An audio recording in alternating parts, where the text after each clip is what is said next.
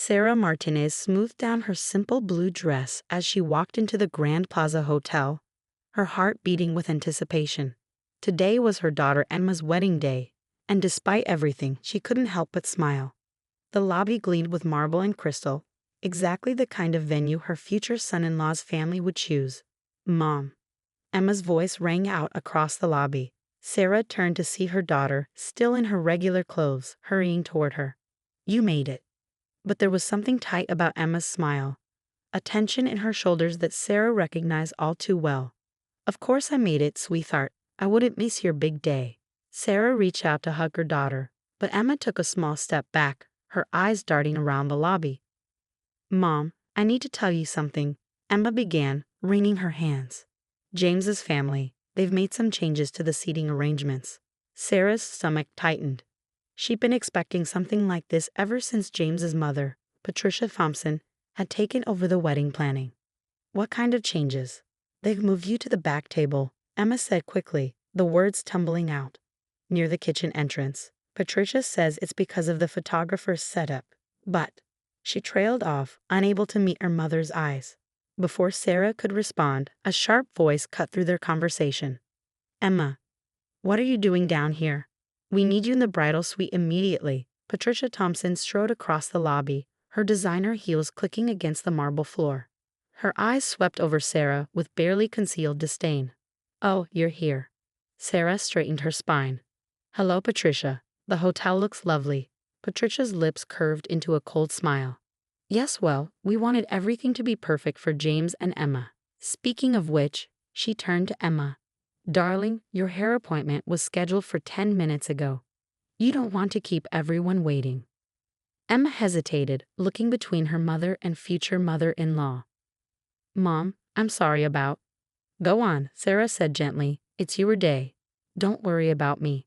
As Emma hurried away, Patricia's facade dropped. "Listen," she said, her voice low and cutting. "I know Emma insisted on having you here, but let's be clear, you don't fit in with our crowd. The Thompsons have a certain reputation to maintain." Sarah kept her voice steady. "I'm here for my daughter." "Yes, and you can support her from the back of the room. We don't need your modest circumstances ruining the wedding photos. I'm sure you understand." Patricia's smile was sharp as glass. "Oh, and we've arranged for the staff meals to be served at your table." It seemed appropriate. With that, Patricia turned and walked away, leaving Sarah standing alone in the vast lobby. For a moment, she allowed herself to feel the full weight of the humiliation. She thought about the extra shifts she picked up at the hospital, working as a nurse to help pay for Emma's education. About the nights she'd spent helping Emma study for her medical school entrance exams, proud beyond words when she'd been accepted. Now her daughter was marrying into the Thompson family, owners of the largest hospital network in the state, and suddenly Sarah's decades of hard work meant nothing. She found her way to the ballroom, where the wedding would take place in a few hours. The space was stunning. Crystal chandeliers caught the light, fresh flowers adorned every table, and a string quartet was setting up in the corner. But as she walked toward the back of the room, she saw it, her table, partially hidden behind a large pillar right next to the swinging kitchen doors. "Mrs. Martinez?" A young woman in hotel staff uniform approached her. "I'm Jenny from Event Services. We were told you'd be seated here." Sarah nodded, noticing the sympathy in Jenny's eyes. "That's right. The thing is," Jenny lowered her voice, glancing around, "I wanted to let you know, while the staff here, we all know who you are. My sister was at County General last year when you worked that terrible 30-hour shift during the crisis. You saved her life." Sarah blinked in surprise. She remembered that night. A massive pileup on the highway had overwhelmed the hospital. She'd stayed long past her shift, working until she could barely stand. Jenny continued, "We think it's wrong how they're treating you, and we wanted you to know, if you need anything, just ask. The whole staff is on your side." For a moment, Sarah stood there, processing Jenny's words. Then she remembered something that could change everything. She reached into her purse and pulled out her phone. "Actually," she said, a small smile playing at her lips, "there is something you could help me with. But first, I need to make a call." As she dialed a familiar number, Sarah watched the Thompson family sweeping through the ballroom, directing staff and making demands. Patricia was at the center of it all, gesturing dramatically about some perceived flaw in the table settings. "Hello, Marcus. It's Sarah Martinez. Remember that favor you owe me? I think it's time to cash it in." The next 2 hours passed in a blur of activity. Sarah watched from her corner as the ballroom filled with guests, all dressed in designer clothes and dripping with jewelry. She couldn't help but notice how the Thompson family greeted each arrival with elaborate embraces and air kisses, at least until they spotted her. "Is that her?" She overheard one woman whisper to Patricia, "The mother who works as a nurse." Patricia's response was just loud enough to carry. "Yes, unfortunately. But don't worry, we've managed to keep her out of sight. Can't have anything spoiling James's big day." Sarah checked her watch. Any minute now. The first sign that something was wrong came when Jenny and 3 other servers suddenly removed their uniforms, revealing street clothes underneath. They walked straight through the middle of the ballroom and toward the exit. "Where are you going?" Patricia called out, her voice sharp. "We haven't even served the appetizers." Jenny turned, her head held high. "We quit." Before Patricia could respond, more staff members began following suit. The bartenders packed up their tools. The valet parking attendants walked off their posts. Even the wedding coordinator closed her laptop and headed for the door. "What is the meaning of this?" Patricia's face had turned an interesting shade of red. "You can't just leave. We have a contract." "Actually," a deep voice said from the doorway, "they can." Marcus Chen, CEO of the hotel chain, walked into the ballroom. His presence commanded immediate attention, and Sarah had to suppress a smile as she watched Patricia's expression shift from anger to confusion to desperate charm. "Mr. Chen." Patricia hurried forward. "There must be some mistake. We booked this venue months ago, and now your staff is following my direct orders," Marcus finished for her. He turned to address the crowded room. "Ladies and gentlemen, I apologize, but the Grand Plaza will not be able to host this event today. All staff have been instructed to cease operations immediately." The ballroom erupted in chaos. Guests began murmuring. James's father was shouting about lawyers, and Emma, poor Emma, looked like she might faint. "Mom," Emma made her way through the crowd to Sarah's side. "What's happening?" Before Sarah could answer, Marcus spotted her and smiled warmly. "Sarah, there you are." Patricia's head whipped around so fast Sarah worried she might hurt herself. You know each other." "Know each other?" Marcus laughed. "Sarah Martinez saved my daughter's life last year. Spotted a rare condition that every other doctor had missed. Stayed with her through the night, monitoring her personally." He turned to Sarah. "I told you then. Anything you need, anytime. I meant it." The pieces were starting to fall into place for the guests. Sarah could see the dawning horror on Patricia's face as she realized her mistake. "But more than that," Marcus continued, his voice carrying across the now silent room, "Sarah Martinez sits on the board of directors for our hospital group's charitable foundation. She's been instrumental in directing millions in funding to underprivileged communities.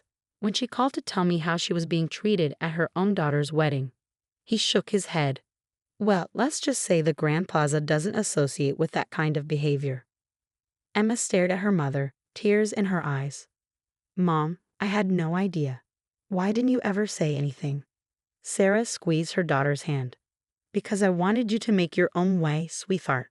I never wanted my connections to influence your choices." She paused, looking around the room. "But I also won't let anyone treat us like we're beneath them."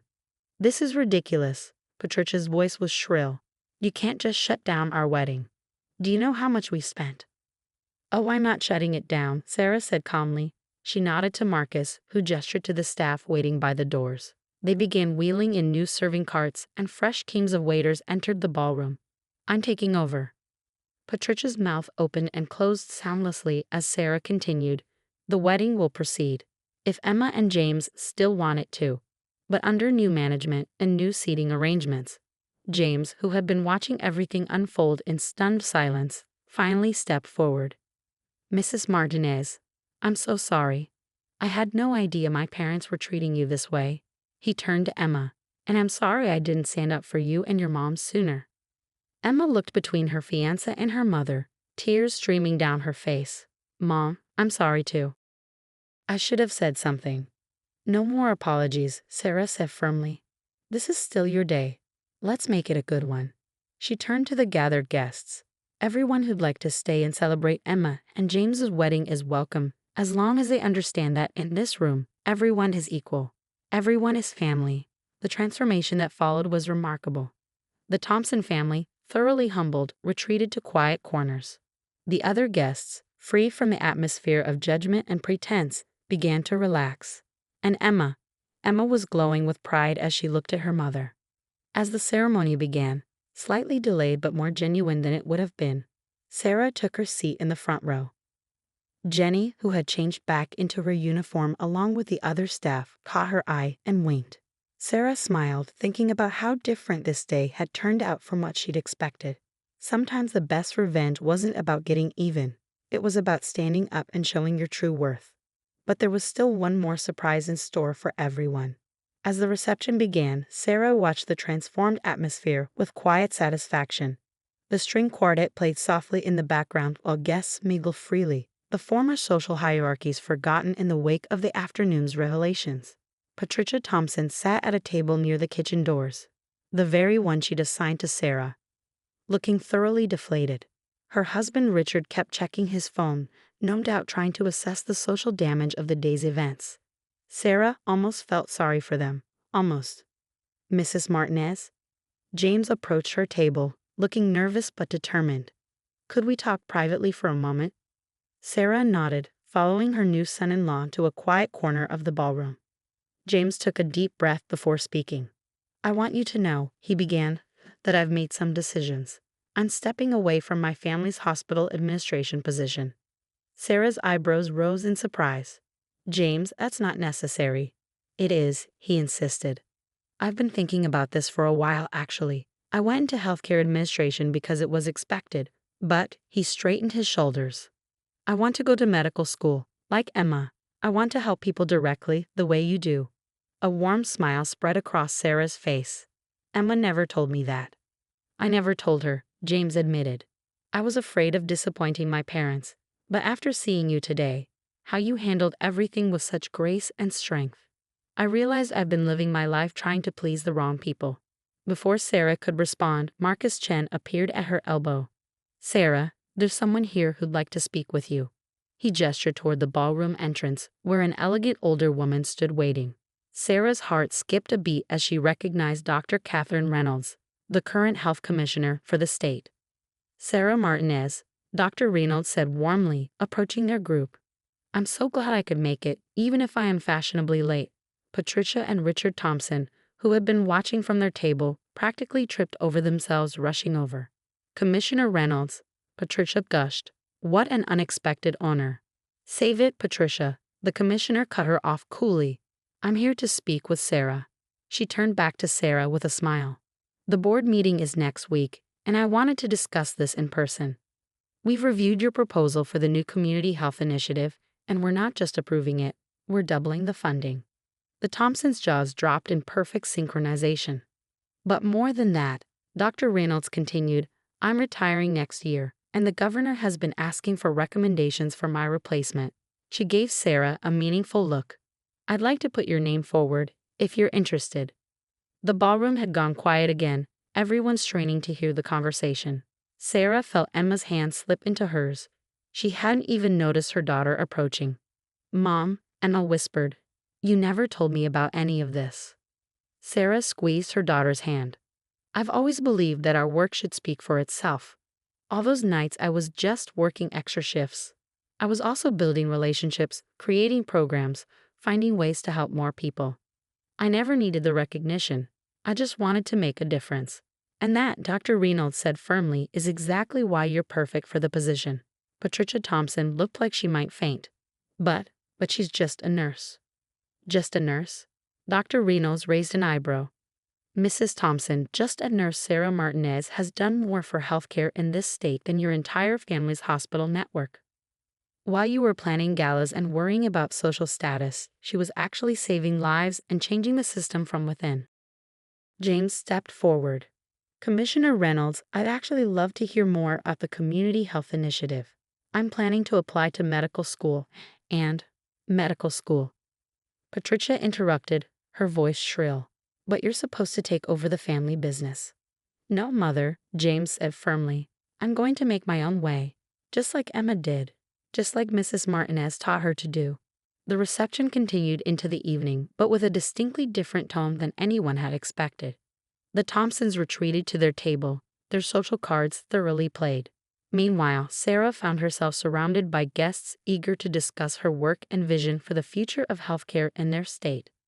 As she watched Emma and James share their first dance, Sarah reflected on how differently this day had turned out from what she feared.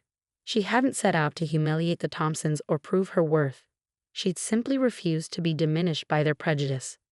Jenny appeared at her side with a glass of champagne. You know, the young server said with a grin. When my sister told me about the nurse who saved her life, she said you were some kind of angel. I think you might actually be a ninja. Sarah laughed, accepting the champagne. Sometimes the best revenge isn't about getting even. It's about standing tall and letting your actions speak for themselves. Later that night, as the reception was winding down, Emma found her mother alone on the hotel's terrace, looking out at the city lights. Mom? Emma's voice was soft. I'm so sorry about everything. Not just today, but I've been pulling away from you, trying to fit into James's world. I forgot who I am, who you taught me to be. Sarah turned to her daughter, seeing not the bride in her expensive gown, but the little girl who used to fall asleep reading medical textbooks because she wanted to be just like her mom. You never have to apologize for trying to find your way, Sarah said, pulling her daughter into a hug. But remember, your value isn't in who you marry or what family you join. It's in what you do, how you treat people, and the difference you make in the world. Emma wiped away a tear, careful of her makeup. I know that now, more than ever. She paused, then added with a small smile, Health Commissioner Martinez. Sarah laughed. Let's not get ahead of ourselves. Why not? After today, I'd say anything is possible.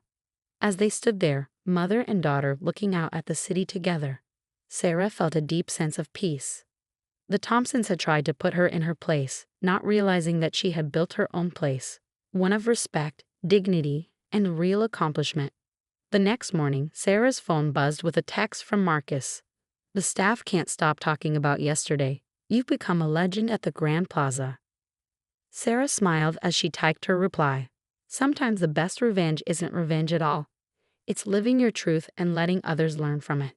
As she set her phone down, Sarah thought about all the paths that had led to this moment. Years of hard work, quiet dedication, and unwavering integrity had built a foundation that no amount of social snobbery could shake. The Thompsons had seen her as just a nurse, not realizing that every life she touched, every program she built, and every relationship she forged had created a legacy far more valuable than their superficial status. In the end, she hadn't needed to destroy them. She'd simply needed to stand in her own light and let the truth illuminate everything else. And as she prepared for another day at the hospital, commissioner's nomination or not, she still had patients who needed her. Sarah Martinez smiled, knowing that sometimes the greatest victory isn't in proving others wrong, but in proving yourself right. Growing up in Maple Grove Estates, I never quite felt like I belonged. The massive houses, perfectly manicured lawns, and luxury cars in every driveway seemed to mock our modest living situation. I'm Emma Mitchell, and my story begins with a barbecue that changed everything. My parents, Thomas and Linda Mitchell, moved into 156 Maple Drive when I was just 5 years old. Back then, the neighborhood was different, warmer, more welcoming. But as property values skyrocketed and wealthy families moved in, the spirit of community slowly eroded into something cold and exclusive. Our house stood out like a sore thumb. While others renovated and expanded, we maintained our simple two-story home the best we could. Dad worked as a high school teacher, and Mom ran a small flower shop downtown. We weren't poor, but compared to our neighbors, we might as well have been living in poverty. Sarah Henderson, who lived in the mansion next door, never missed an opportunity to remind us of our place in the social hierarchy. Her husband James, CEO of a tech company, would smirk from behind his imported cigars whenever we crossed paths. They represented everything wrong with what Maple Grove had become: wealth without warmth, success without soul. The annual neighborhood barbecue had always been a tradition, dating back decades. This year, it was the Hendersons' turn to host. Mom didn't want to go, but Dad insisted we maintain appearances. We have as much right to be here as anyone else, he'd said, straightening his collar in the mirror. If only he knew how right he was. That afternoon, I helped Mom prepare her famous potato salad. Maybe this year will be different, she said, but her voice lacked conviction. I nodded, not believing it either. As we walked next door, carrying our contribution to the potluck, I couldn't shake the feeling that something significant was about to happen. The Hendersons' backyard was packed with the neighborhood alight. Women in designer sundresses clustered around the pool, while men in polo shirts discussed stock portfolios and golf handicaps. Sarah spotted us immediately, her perfectly Botox face twisting into a practiced smile. "Oh, the Mitchells," she called out, loud enough for everyone to hear. "How nice of you to join us. Linda, dear, you can put that." She gestured vaguely at Mom's potato salad. "Over there with the other dishes." I watched Mom's face flush as she placed her carefully prepared dish among the catered spreads. Dad squeezed her hand, but I could see the hurt in his eyes. We found seats at an empty table near the edge of the party. The only empty table, I realized with a sinking feeling. As the afternoon wore on, the subtle jabs became more frequent and less subtle. Sarah's voice carried across the yard as she discussed property values with her equally wealthy friends. "It's just that some properties really bring down the neighborhood's appeal," she said, looking pointedly at our house. "Don't you agree, James?" James Henderson lowered his crystal tumbler of scotch and nodded sagely. "Absolutely, darling. We've discussed this with the Homeowners Association. Perhaps it's time to implement some new standards." My blood boiled, but years of enduring their condescension had taught me to keep my composure. I was about to suggest to my parents that we leave when I noticed an unfamiliar figure walking up the Hendersons' driveway. The man wore an impeccable suit that made even James's designer outfit look cheap. He carried a leather briefcase and moved with purpose. As he approached the gathering, conversations quieted and heads turned. "I'm looking for Emma Mitchell," he denounced, his voice clear and professional. Sarah's eyebrows shot up as I stood. "That's me," I said, trying to ignore the whispers that erupted around us. The man nodded and extended his hand. "Jonathan Pierce, from Pierce and Associates Law Firm. I represent the estate of Harold Montgomery. Might we speak privately?"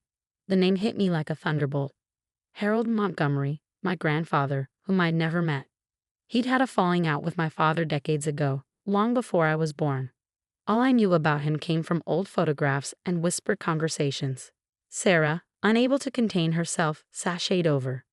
"Now surely any business can wait until after our little gathering," she said, placing herself between me and Mr. Pierce. We wouldn't want to disrupt the party. Mr. Pierce's expression remained neutral, but his eyes hardened slightly. "I'm afraid this matter is rather urgent, Mrs. Henderson. Or should I say, tenant?" The word hung in the air like smoke. Sarah's perfect smile faltered. "I beg your pardon. Perhaps we should all sit down," Mr. Pierce suggested, opening his briefcase. "This concerns the entire neighborhood, actually." The next few minutes felt surreal as Mr. Pierce explained that my grandfather, Harold Montgomery, had been the actual owner of all of Maple Grove Estates. He purchased the land decades ago but chose to live elsewhere, allowing a management company to handle the properties. The Hendersons, like everyone else, had been renting from him all these years through a complex network of shell companies. "Your grandfather passed away last month," Mr. Pierce continued, addressing me directly. "In his will, he left the entire estate, including all of Maple Grove, to you, Miss Mitchell." The silence that followed was deafening. Sarah's face had gone pale, her manicured hand clutching James's arm so tightly her knuckles turned white. Around us, our neighbors stared in shocked disbelief. "That's impossible," James sputtered, finally finding his voice. "We own this house. We have the deed." "You have a carefully crafted lease agreement," Mr. Pierce corrected, producing a stack of documents. "Your monthly property taxes have actually been rent payments." Mr. Montgomery was quite brilliant in how he structured everything. I sat there, struggling to process what I was hearing. The house I'd grown up in, the neighborhood that had made me feel so inferior, it had all belonged to my grandfather. And now, somehow, it all belonged to me. "There must be some mistake," Sarah said, her voice rising. "We've lived here for 15 years. We've invested hundreds of thousands in renovations, all of which were approved through the management company as per your lease agreement." Mr. Pierce replied calmly. Miss Mitchell now has full discretion over all properties in Maple Grove Estates. I looked at my parents, who appeared equally stunned. Dad's face showed a mix of emotions: shock, confusion, and something else. Pride? Regret? I couldn't quite tell. If you'll excuse us, Mr. Pierce said, standing, Miss Mitchell and I have some paperwork to discuss. Shall we use your study, Mrs. Henderson? After all, it is Miss Mitchell's property now.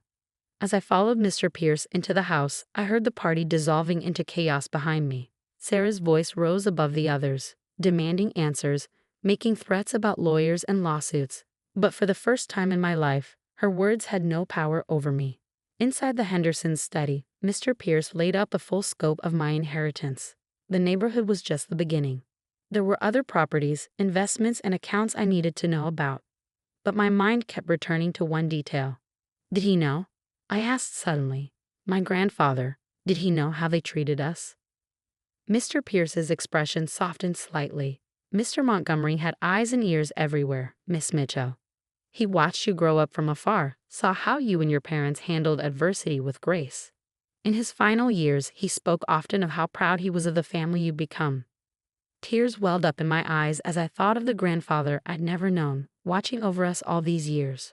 Outside, I could hear the party completely falling apart as neighbors rushed to their phones, presumably to call their lawyers. What happens now? I asked, wiping my eyes. That, Miss Mitchell, is entirely up to you. The properties, the leases, the future of Maple Grove, it's all in your hands. I nodded, a plan already forming in my mind. The Hendersons had spent years making us feel small, but now the tables had turned. The real question was, what kind of landlord did I want to be? The next morning, I woke up to chaos. News of my inheritance had spread through Maple Grove like wildfire. My phone was flooded with messages, some congratulatory, others panicked, and many from neighbors suddenly wanting to reconnect. Sarah Henderson's number appeared repeatedly, her voicemails growing increasingly desperate. James had apparently spent the night calling every lawyer in the city, only to discover that my grandfather's legal team had ironclad documentation for everything. I sat at our kitchen table, watching Mom prepare breakfast like any other morning.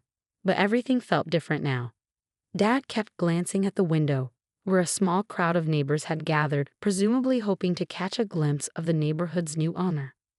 "What are you thinking, sweetheart?" Mom asked, placing a plate of pancakes in front of me. I took a deep breath.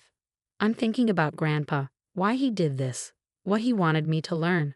I paused, cutting into my pancakes, and I'm thinking about all the families like us who got pushed out of this neighborhood over the years. Dad looked up from his coffee. Your grandfather, he was a complicated man, Emma. We had our differences, but he always had a strong sense of justice. A knock at the door interrupted our conversation. Mr. Pierce stood there, looking fresh despite the early hour. Good morning, Miss Mitchell. I thought you might want to review the current lease terms. There are some interesting clauses we should discuss. As we went through the documents, a picture emerged that made me smile. My grandfather hadn't just been a shrewd businessman, he'd been playing a long game. The leases all contained provisions that gave the owner extraordinary control over rental terms and community standards. So, I said, looking up from a particularly interesting clause, I could essentially rewrite the entire rental agreement. With proper notice, yes, Mr. Pierce confirmed. Your grandfather ensured maximum flexibility for the property owner. I spent the next few hours drafting new terms with Mr. Pierce's help. By afternoon, we had everything ready. I called for a mandatory community meeting at the neighborhood clubhouse, another property I now owned. The clubhouse was packed that evening. Every resident of Maple Grove had shown up, their faces a mix of worry and curiosity. Sarah and James Henderson sat in the front row, trying to maintain their usual air of superiority despite their obvious distress. Thank you all for coming, I began, standing at the podium. As you've heard, I'm now your landlord.